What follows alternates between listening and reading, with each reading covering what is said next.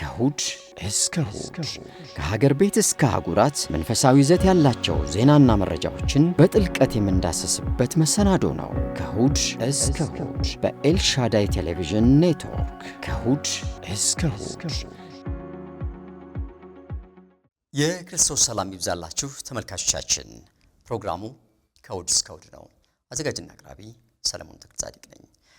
አሁን ወደ እናንተ የምናደርሰው መሰናዶ በወንጌላውያን አማኞች ቤተክርስቲያን ላይ በአንድ ቤተክርስቲያን ላይ የሚያተኩር ነው የሚሆነው። የቦሌ አማኑኤል ቤተክርስቲያን ላይ እናተኩራለን።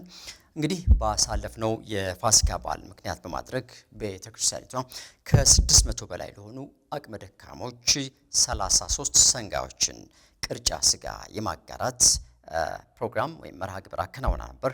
ከዚህ ጋር ደግሞ በተጨማሪ 1000 ለሚሆኑ የጎዳና ተዳዳሪዎች የምሳ ግብዣም እንደዚሁ በቤተክርስቲያኒቷ ቅጥር ግቢ ተከናውኖ ነበር። ታዲያ እንኳን የበሬ ዋጋ የዶሮ ዋጋ ብናረበት በዚህ ወቅት ላይ ቤተክርስቲያኒቷ ያደረገችው ማዕድ ማጋራት መርሃ ግብር ብዙዎችን አነጋግሯል። እኔም የቤተክርስቲያኒቱን መጋቢ ፓስተር አመሉ ጌታን እዚህ ስቱዲዮ ጋብዤ በጉዳዩ ዙሪያ ሐሳቡን ራዩን እንዲያካፍለን የአየር ሰዓቱን ተረክበናል። እንግዲህ ተመልካቾቻችን ከፓስተር አመሉና ከኔ ጋር በምታደርጉት ቆይታ ጠቃሚ ነገሮች እንደምታተርፉ ተስፋ አደርጋለሁ። አብራችሁን ቆዩ። ፓስተር እንግዲህ ያው ከበዓሉ ውጪ ብዙ አራቅንም ብዬ ነው። ያው ሰሞኑን ያው ነው ብዬ ነው። የፋሲካ በዓል ገና አላለቀ ጀመርን እንጂ አልጨረስነውም ብዬ ነው። መልካም እንግዲህ አንተን ማስተዋወቅ ብዙ አያስፈልግም። በኤልሻዳይ ቴሌቪዥን ኔትወርክ ብዙዎች ያውቁሃል ብዬ ተስፋ አደርጋለሁ። በርካታ ፕሮግራሞችም አሉ። ብዙዎች ያንተን ፕሮግራም ይከታተላሉ። ስለዚህ አንተን እንግዲህ እንደ አዲስ ማስተዋወቅ አያስፈልግም። ምናልባት ቀጥታ ወደ ጉዳያችን ብንገባ ጥሩ ነው። ባሳለፍነው የትንሣኤ በዓል የ2018 የፋሲካ በዓል ላይ በቦሌ አማኑኤል ህብረት ቤተክርስቲያን ለየት ያለ መርሃ ግብር ነበረ። ያው ቀደም ሲል ማስተዋወቅ ያለው ተመልካቾች ለ600 የሚሆኑ አቅመ ደካሞች እንግዲህ 33 በሬ 3 አላልኩም ፓስተር 33 በሬ ቅርጫ ስጋዎችን የማከፋፈል እንደዚሁም ደግሞ በተጨማሪ ከ1000 አካባቢ ለሚደርሱ የጎዳና ተዳዳሪዎች በጣም ስክን ያለ ቆንጆ ምሳ፣ በነገራችን ላይ እኔም ተጋብዣለሁ። ግሩም ምሳ በልቻለሁ ከነሱ ጋርና ጥሩ አጋጣሚ ነበር። እንዲህ አይነት መርሃ ግብር በቤተክርስቲያኒቷ ቅጥር ግቢ ተካሂዷል። እንግዲህ ይሄ ጉዳይ አነጋጋሪነቱ ምንድነው? እኛ ብቻ ሳንሆን መንፈሳዊ ሚዲያው ቻናል ብቻ ሳይሆኑ እንዲሁም ደግሞ ሴኩላሩም በመንፈሳዊ ሚዲያ ላይ የሚሰሩ የሚዲያ ባለሙያዎችም ተገኝተው ዘግበውታል። ስለዚህ ጉዳዩ በማህበረሰባችን ጆሮም አይንም ገብቷል ማለት እንችላለን።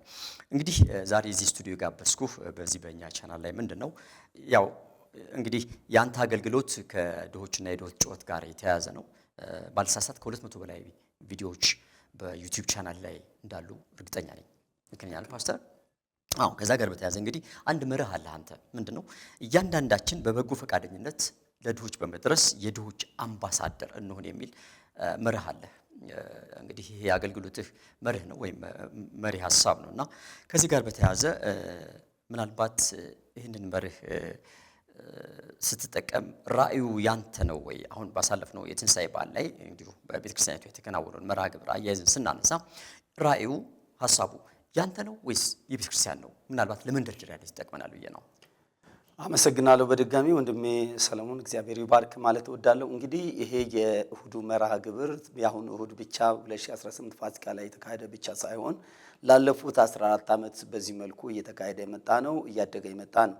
የዛሬ 14 ዓመት በአንድ በሬ ቅርጫ ስጋ ጧሪ ቀባሪ የሌላቸው አረጋውያን በሁዳዴ ኦርቶዶክስ ጾም ጊዜ ከጎረቤቶቻቸው እንዳያንሱ፣ እንዳያለቅሱ፣ እንዳያዝኑ ምድሪቷን ላይም እንዳያዝኑ ከዛ ይልቅ ደግሞ ቢያንስ ከጎረቤቶቻቸው ጋር እኩል ሆነው ከሃይማኖታዊ ትሩፋት አልፎ ባህል የሆነውን ከሁዳዴ ጋር የተያዘውን የስጋ መሻትና አምሮት ቢያንስ እናት አባቶቻችን መወጣት አለባቸው ብለን በአንድ በሬ የጀመርነው ነው። እያደገ መጥቶ 3 4 5 6 7 እያለ በየዓመቱ እያደገ ደግሞ አጋር የሚሆኑ ወገኖች የእናት አባቶቻችን ለስጋ ያላቸውን መሻት ለቅሶ ቡራኬ እየሰሙ ተቀላቅለው በተለይ ካናዳ ኤድመንተን ያሉት ወንጌላውያን ቤተክርስቲያን በጣም በዚህ ጉዳይ ከኛ ጋር የራሳቸው ስራ በማድረግ በቋምነት ወደ ከኛ ጋር በመሰለፋቸው ቁጥሩ ከፍ እያለ መጥቶ ባለፈው 3 ዓመት ላይ 25 ባለፈው ዓመት ላይ 32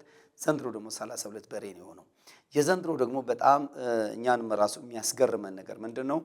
በዚህ በተለይ ከነዳጅ መጨመር ጋር በተያዘ መልኩ ሁሉም ነገር በተወደደበት ሰዓት በአንድ በሬ ላይ ከአምና ከነበረው 30-40 ሺህ ብር ልዩነት በነበረበት ሁኔታ እግዚአብሔር እነኝን አጋር የሆኑ ሰዎችን ገንዘብ ከአምናው እጥፍ እንዲጨምሩ በሰዎች ላይ ባለ ተነሳሽነትን በማድረጉ ምክንያት ቁጥሩ እንዲሁም አንድ ጨምሮ ብዙ የስራ ማስኬጃ ወጪዎችንም ችለን እንዳነሳው 600 በላይ የሆኑ አረጋውያን እንዲሁም ደግሞ ኤርትራውያን ስደተኞችና በወታደራዊ ዓለም ውስጥ ዋጋ የከፈሉ ጀግኖች ጡረታ የወጡትን አካል ጉዳተኞችን እነኝን ባካተተ መልኩ የማህበረሰብ የተለያዩ ክፍሎችን ባካተተ መልኩ ነው የቅርጫ ስጋ ክፍፍሉ የተደረገው።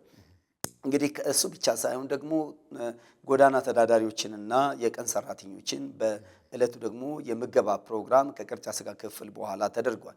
ይህም ደግሞ ባለፉት 14 ዓመት በሶስቱም በዓል ላይ በእንቁጣጣሽ በገናና በፋሲካ ላይ ከእኛ ያለንበት አካባቢ ለመስቀል አደባባይ ቅርብ በመሆኑ በዛ አካባቢ ብዙ የጎዳና ተዳዳሪዎች ማዕከል በመሆኑ እሱን ኃላፊነት ወስደን በበዓል ቀን እነኚህ ያዝናሉ ደግሞ ከሆቴል ያለው ተረፈ ምግብ አይበቃም ብለን የጀመርነው ራዕይ ነው። በዚህ መልኩ እየሰራን ተደራሽ እያደረግን ያለ ነው። ስለዚህ በበዓል ቀን ሰዎች እንዳያዝኑ ቤተሰቦቻቸው እንዳያስቡ በማድረግ የጀመርነው ነገር ነው። ይሄ ነገር በበዓል ቀን ብቻ ጠብቀን የምናደርገው ብቻ ሳይሆን አረጋውያንና ወላጅ አልባ ልጆችን በቋሚነት ያለ ፈረንጅ እርዳታ አማኞችን በማስተባበር ወደ 340 የሚሆኑ ከጤፍ ጀምሮ ቀለብ በየወሩ በቋሚነት የሚወስዱ አሉ። 127 አረጋውያንና 209 ልጆች አሉ። በዚህ ባለፉት 18 ዓመት ውስጥ ኮሌጅ የጨረሱ ልጆች ሁሉ ራሳቸውን የቻሉ ስራዎች አሉ። ስለዚህ አንዳንድ ሰዎች ቢያስቡ የበዓል ቀን ብቻ ጠብቀን የምናጮኸው ግብአት አልጎ እንዳይወስድ በቋሚነትም ደግሞ በቤተክርስቲያን ውስጥ የምንሰራቸው በየቤቱ ቤት ለቤት እንክብካቤዎችና የሕክምና ድጋፍም በእኛ ቮለንተሪ ሙያተኞች የምናደርግበት ስራ እንዳለ በዚህ አጋጣሚ መናገር እፈልጋለሁ። እንግዲህ በዚህ ፕሮግራም ላይ እንግዲህ እንዳነሳው ጥያቄ የተገኙ የመንግስት ኃላፊዎች አሉ፣ የቤተክርስቲያን መሪዎች አሉ፣ የተለያዩ የክብር እንግዶችም ነበሩ። ስለዚህ በዛ ላይ እንደ መሪ ያስተላለፉት መልእክት የመንግስት ኃላፊዎችም እያንዳንዳቸው ባሉበት ቦታ ላይ የድሆች አምባሳደር እንዲሆኑ ጥሪ ያቀርባሉ የሚል መልእክት አስተላልፊያለሁ። ይሄን የተለያዩ ሚዲያዎችም በዚህ መልኩ ወስሉታል። ቤተክርስቲያኗ የድሆችን የመድረስ ራዕይ እንደ ቤተክርስቲያን ግን የድሆች አምባሳደር የሚለው ነገር በግሌ ስለ ድሆች ጩኸት ቮይስ ፎር ፑር በሚል አድቮኬሲ ተቋም በመንግስት ፈቃድ አውጥቼ ድምጽ ማሰማበት ስለ ድሆች ድምጽ ማሰማበት በኤልሻዳይ ቴሌቪዥንም ስለ ድሆች ጩኸት ፕሮግራም ማድረግበት እሱ ብቻ አይደለም ደግሞ በመንግስት ደረጃም እያንዳንዱ ሰው የድሆች አምባሳደር እንዲሆን ድምጽ ማሰማበት በግሌ በእግዚአብሔር ሐሳብ ውስጥ የተቀመጠ ነገር ብዬ ነው ማስበው። ከዚህ ጋር ስለ ድሆች ጩኸት በሚለው ሐሳብ በመነሳት ከትምህርት ሚኒስቴር ጋር ኮንሰፕት ኖት አቅርበን በግብረ ገብ ላይ ከ0 እስከ 8ኛ ክፍል ላይ ለድሆች ማካፈል የርህራሄ አገልግሎት እንዲካተትም እግዚአብሔር ረድቶን አድርገናል። ይሄ ሁሉ እያደረግን ያለነው በእግዚአብሔር ምሕረት ነው። ግን የድሆች አምባሳደር የሚለውን ነገር ስናስብ ምን ማለት ነው?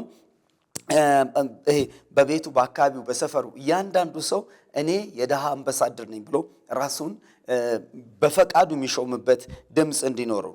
ይሄ አምባሳደር የሚባለው ጥሬ ቃል አንድን መንግስት ሀገር ወክሎ አንድ ቦታ ላይ ሄዶ ተሹሞ የሚሄድ ነው። ብዙ ጊዜ አምባሳደር ሹመት ጋር የተጠየቀ የከበረ ማዕረግ ነው። አምባሳደር ነው ሀገሩን ወክሎ አስፈላጊው ነገር የሚለምን አስፈላጊውን ስለ ሀገሪቷ ገጽታ የሚናገር ጠበቃ የሚሆን የሀገሪቷን መልካም ገጽታ በሌላው ዘንድ የሚያወራ ነው።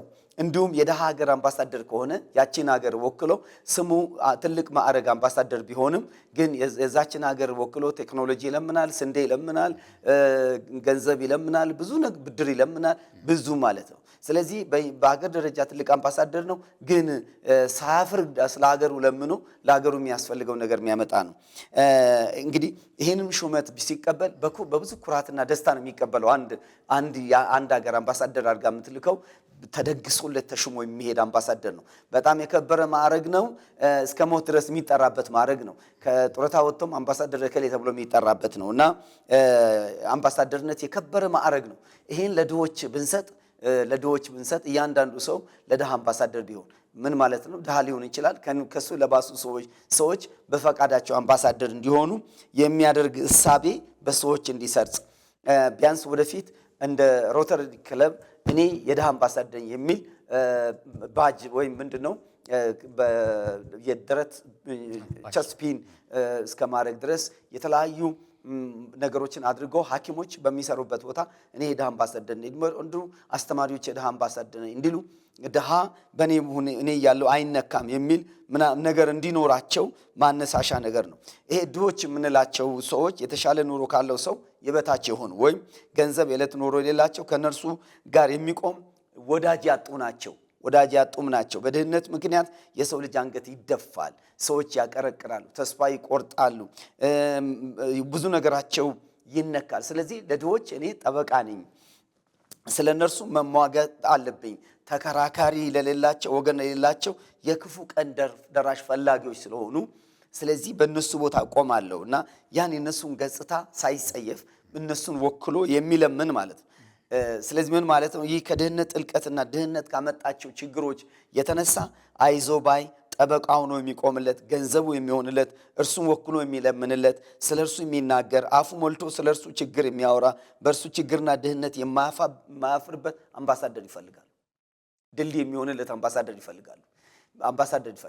አሁን እኛ 620 ቅርጫ ስጋ ስናከፋፍል አምባሳደር ሆነን ነው። ስለነሱ የሰው ፊት አይተን ነው፣ ለምነን ነው። ስለ ራሳችን ለምነን አይደለም። ስለነሱ ካናዳ ያሉ፣ አሜሪካ ያሉ፣ እዚህ ምድር ላይ ያሉ፣ ቤተክርስቲያን ውስጥ ያሉ እባካቸው አንድ በሬ ቻሉ፣ ለ5 አንድ በሬ ቻሉ እንዲህ ብለን ለምነን። ለምን? ይሄ አምባሳደርነት ማለት ነው። አንድ የሀገር አምባሳደር ሄዶ ስንዴ ለምነው ወይም የሆነ ነገር ለምነው ወይ ለአንድ ሀገር እንደሚያመጣው ለምነን አገሬ እዚህ ሁኔታ ላይ ናት፣ ምድሪቷ ረሃብ ውስጥ ገብተዋል፣ ችግር ውስጥ ገብተዋል እንደሚለው ጎረቤቴ ችግር ውስጥ ገብተዋል፣ ወንድሜ ችግር ውስጥ ገብተዋል፣ ቤተሰቤ ችግር ውስጥ ገብተዋል ብሎ ስለ ራሱ ችግር ሳይሆን ስለሌላ ሰው ችግር አውርቶ አምባሳደር ነኝ ብሎ ሳያፍር የሚያደርግበት ነው። ስለዚህ ድሆች ለእኔ ጠበቃ፣ ለችግሬ ቀን አብሮኝ የሚሆን በክፉ ቀን ደራሽ የኔ ችግር እንደሆነ ነገር እንደራሱ አድርጎ የሚናገር እጄና እግሬ አምባሳደር ሰው የሚለውን ሰው ይፈልጋል። ስለዚህ ምን ማለት ነው? በፈቃዳቸው እኔ የድሆች ካንተ ጀምሮ ወንድም ሰለሞን ቀሪ ዘመን ላይ እኔ የድሆች አምባሳደር ነኝ። እኔ ባለበት ቦታ ድሃ ሲገፋ ማየት አልፈልግም፣ ሲፈናቀል ማየት አልፈልግም። ቢያንስ ድምፅ አሰማለሁ። ገንዘብ ባይኖረኝ እንኳን ስለነሱ ድልድይ ሆኜ ለምኜ ጎረቤቴ ላይ ያለው ድሃ፣ ቤተክርስቲያን ውስጥ ያለው ድሃ፣ ጎኔ ላይ ያለው ድሃ፣ ለጊዜው የተቸገረ በቋምነት በድህነት የተመታ ሰው ቢሆንም እኔ የድሃ አምባሳደር ነኝ የሚል አቋም ያለው ሚዲያ ላይ ያለው ሰው፣ የትም ያለው ሰው ይሄን እንዲሆን ድምፅ እንዲያሰማ በምድሪቷ ላይ በሚሊየንስ የሚቆጠሩ የድሆች አምባሳደር ነኝ የሚሉ ሰዎች እስኪነሱ ድረስ ይሄን ሙቭ ለማድረግ እንቅስቃሴ ለማድረግ ነው ያለኝ እሳቤ። እዚሁ እንግዲህ እኔም እየሾምከኝ ነው ማለት ነው። አዎ በጣም መልካም። ምናልባት በዛ መርሃ ግብር ላይ ተገኝቼ ነበርና ካናዳ አብያተ ክርስቲያናትን ወክለው የመጡ ፓስተር መልክ የሚባሉ አገልጋይ ነበሩ። ምንድነው ባደረጉት ንግግር እንደሰማናቸው እንዳደመጥናቸው በጎ ዓላማ የስጋም የመንፈሳዊነትም ግዴታም ነው ብሎ ነበር። እና ምናልባት እንግዲህ ሁለት ነገር አንስተዋል፣ መንፈሳዊነትና ስጋዊነት የሚል ነገር አለ። ምናልባት አንዳንዴ መንፈሳዊን አቅጣጫ ስንመለከት ያው እንደ ትእዛዝ ወይም ደግሞ እንደ አንድ የክርስትና መርህ አድርገን ልንይዘው እንችላለን። መቼም ለድሃ የሰጠ ለእግዚአብሔር ያበድራል ይላል መጽሐፍ ቅዱሳችን። ከዛኛው ደግሞ በንጽጽር ደግሞ እንደ ሰብአዊነት ስናስብ ደግሞ እንደዛም የሚደረግ ደግሞ እንትን አለ፣ እገዛ አለ፣ ድጋፍ አለ። ምናልባት ለዚህ ጥሩ መንደርደሪያ የሚሆነን አሁን የመቄዶንያን ታስታውስ እንደሆነ እንደምናውቀው ያው ጥሩ እንትን አላቸው ማለት ሰውን ለመርዳት ሰው መሆን በቂ ነው የሚል መርህ አላቸውና እንደ ሰው። ስለዚህ ምናልባት እንደ መንፈሳዊ ነው ልናየው የምንችለው ወይስ እንደ ሰብአዊነት እንደ ሰው? አንተ ወዴትኛው ያመዝናል ያንተ አመለካከት? የኔ ሁለቱም ነው ስል ምንድነው ሁለቱም ግዴታ አለብን። ትክክል ነው ፓስተር መልኬ ነው የተናገረው በዛ ፕሮግራም ላይ ትክክል ነው ብዬ እኔ እጋራለሁ። ለምንድነው እንደ መንፈሳዊ ሰው ስንል መንፈሳዊ ነው ስንል የእግዚአብሔርን ቃል ነው ማዕከል የምናደርገው። መጽሐፍ ቅዱስ የዳንንና ደቀ መዝሙር የሆኑ ሰዎች የደቀ መዝሙርነት እና በክርስቶስን መምሰላችን መከተላችን አንዱ ምልክት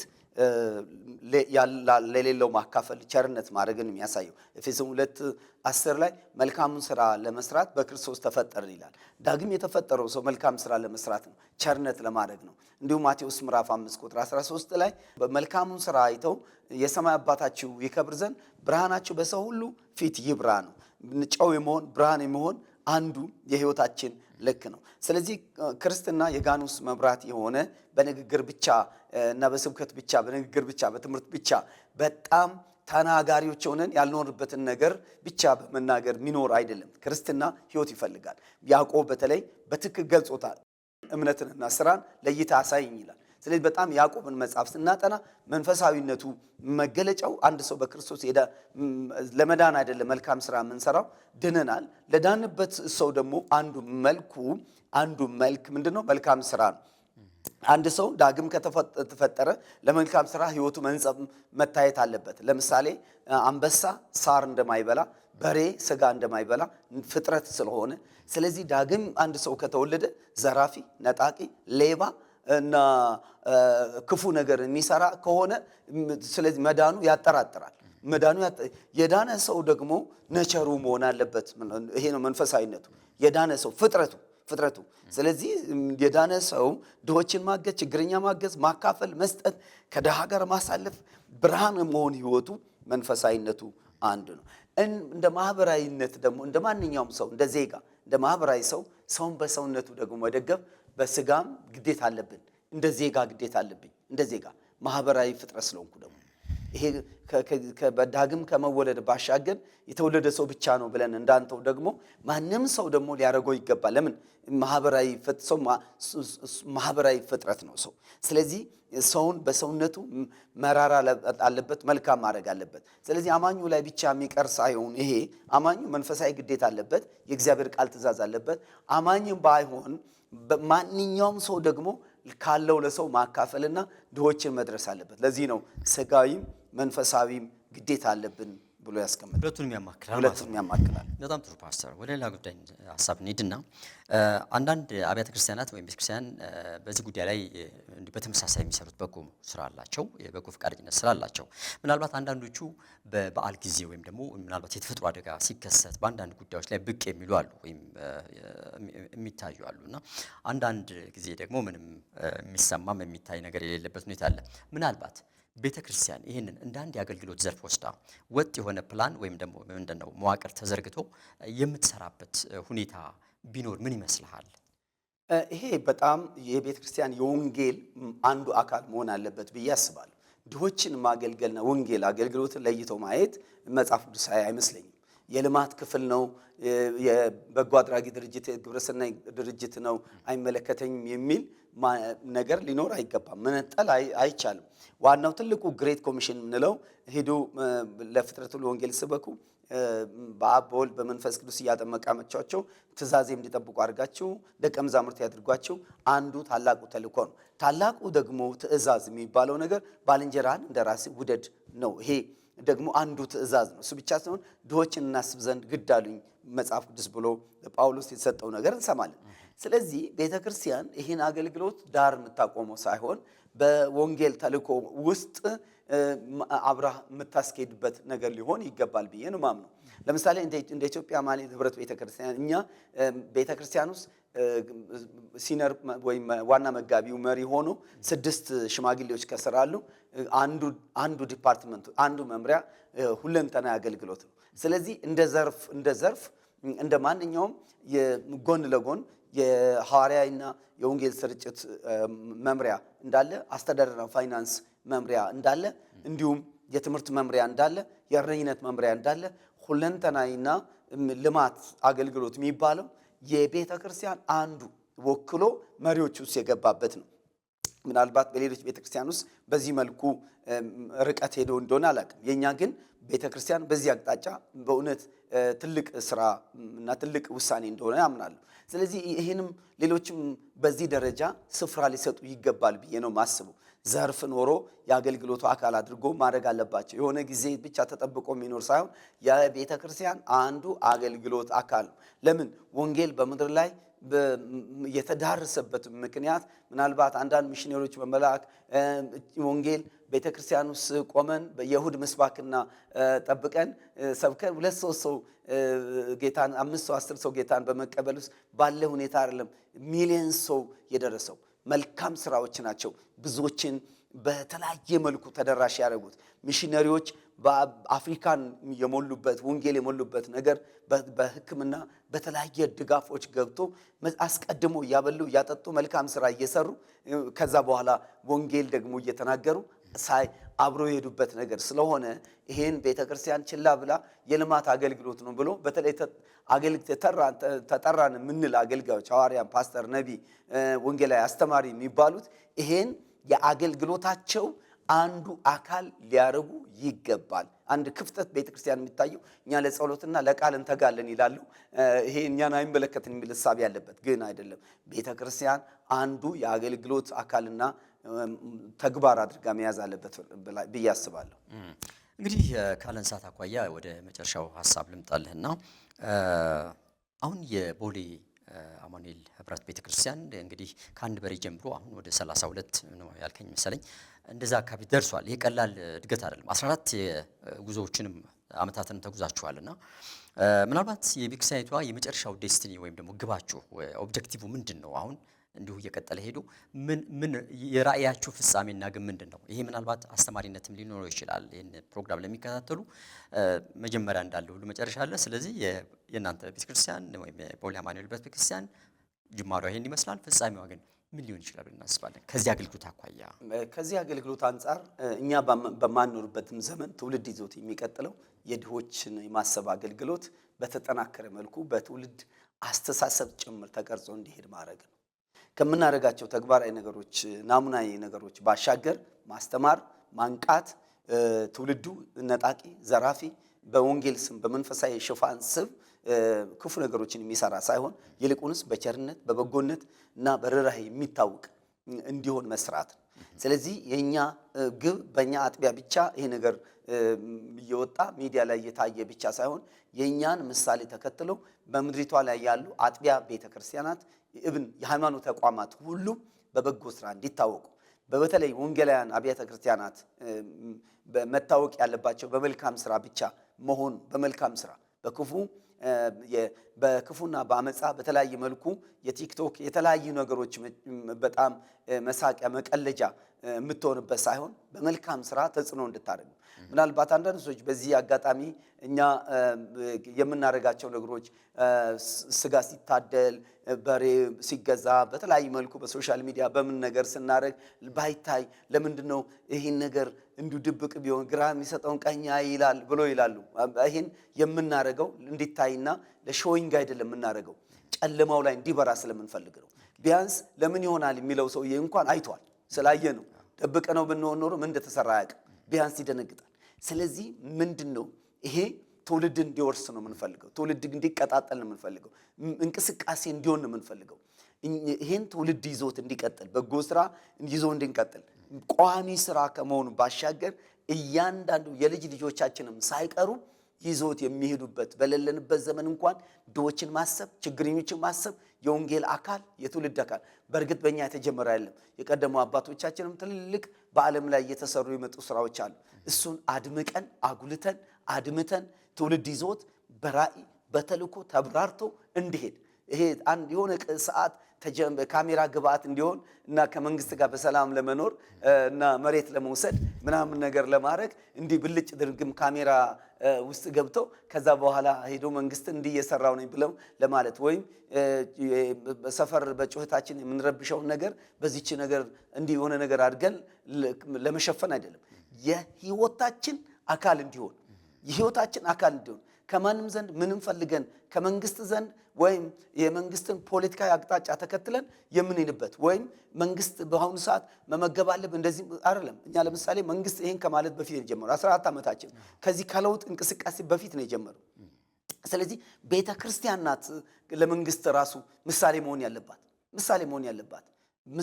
ያለባት። ስለዚህ እኛ ቤተ ክርስቲያን ብርሃንና ጨው ሆኖ በበጎ ስራ ተጽዕኖ ማምጣቷ አጥለቅልቃ ምድሪቷን አጥምቃ ስታይ ማየት ሐሳባችን። በጣም መልካምና ቀን የሆነ ሐሳብ ነው። እግዚአብሔር ደግሞ እንደሚረዳችሁ ተስፋ አለኝ። የበለጠ ራያችሁ ከግብ እንደሚደርስ ብዙዎችን ማስተማሪያ እንደሚሆን ተስፋ አደርጋለሁ። ምናልባትም የቤተክርስቲያኒቷ እያደረገች ያለችው ነገር ሌሎችም ማስተማሪነት አለው ብለን ነው እንደ መንደርደሪያ ሐሳቡን ያነሳ ነው። እንግዲህ ፓስተር ምናልባት መጨረሻ ላይ የምትጨምረው ጠቅለል ለማድረግ ሳመራይዝ ለማድረግ የምትለው ነገር ካለ እድሉ ልስጥና እንዘጋለን። የመጨረሻ በአንድ 2 ደቂቃ ውስጥ የምናገረው ሐሳብ እያንዳንዱ ይሄን የሚሰማ ካንተ ጀምሮ በፈቃዱ የድሆች አምባሳደር ነኝ ብሎ ራሱን የሚሾም ለድሆች የሚኖር ድልድይ የሚሆን የራሱን ችግር የሚያወራ ሳይሆን የሌላ ሰውን ችግር የሚያወራ የራሱን ችግር እግዚአብሔር በሌላ ሰው በኩል ያወራለት የራሱን ችግር ሳይሆን የሌላውን ክፍተት የሚያወራ የራሱን ሳይሆን የሌላውን የሚያይ ትውልድን መነሳት አለበት። ስለዚህ ባላችሁበት በየትም ሁኔታ ላይ በግላችሁ የድሆች አምባሳደር እንድትሆኑ እንደ አጥቢያ ቤተክርስቲያን አጥቢያ ቤተክርስቲያናት በቋሚነት እና በጊዜያዊነት የሚጀምሯቸው ቋሚ ስራዎች እንዲኖሩ ላበረታታ እፈልጋለሁ። ከዛ ውጪ ቤተክርስቲያን መሰረታዊ ትምህርት ቤተክርስቲያን ውስጥ ደቀ መዝሙር ትምህርት ውስጥ ደህንነት ትምህርት ውስጥ ለድሆች ማካፈል የርኅራኄ አገልግሎትን ማካተት አለባት። ሰው ገና ወደ ጌታ እንደመጣ ለድሆች ማካፈል፣ ለችግረኛ ማካፈል፣ ድሃም ቢሆን ካለው እንዲያካፍል ማለት ነው። ስለዚህ እኔ ድሃ ነኝ የሚለው አስተሳሰብ መነሳት አለበት። ጫማ የለኝም ብለህ አትበሳጭ፣ እግር የለው አለ። ስለዚህ በዚህ መልኩ ሁል ከኔ የባሰ አለስ ብሎ ሰው ማካፈል መራራት እንዲችል ማሳሰብ እወዳለሁ። አሁንም ቢሆን ደጋግሜ የምናገረው በፈቃዳችሁ የድሆች አምባሳደር ሁኑ ብዬ ማለት እፈልጋለሁ። እግዚአብሔር ይባርክ። ፓስተር እግዚአብሔር አምላክ አብሶ ይባርክህ። ካለን የሰዓት ጉዳይ ነው እንጂ ሰፋ ያለ ነገር ማንሳት እንችል ነበር። ምናልባትም እግዚአብሔር ቢፈቅድ በሌላ ጊዜ አንዳንድ ሀሳቦችን ከዚሁ ጋር አክለን ወደ ተመልካችን እንደምናደርስ ተስፋ አደርጋለሁ። ፈቃደኛ ነህ አይደል? አዎ ፈቃደኛ። እሺ እግዚአብሔር ይባርክ።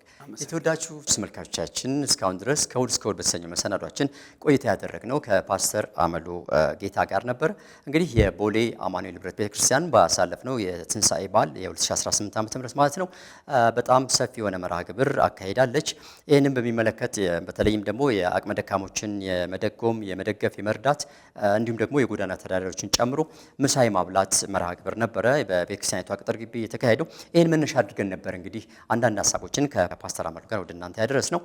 እንግዲህ ከዚህ ከተወያየንበት ሀሳብ ካነሳነው ሀሳብ ጠቃሚ ነገሮች እንዳገኛችሁበት ተስፋ አደርጋለሁ። ሳምንት በሌላ መረጃዎች እንገናኛለን። እስከ ሳምንት መልካም ሳምንት። ከእሑድ እስከ እሑድ ከሀገር ቤት እስከ አህጉራት መንፈሳዊ ይዘት ያላቸው ዜናና መረጃዎችን በጥልቀት የምንዳሰስበት መሰናዶ ነው። ከእሑድ እስከ እሑድ በኤልሻዳይ ቴሌቪዥን ኔትወርክ ከእሑድ እስከ እሑድ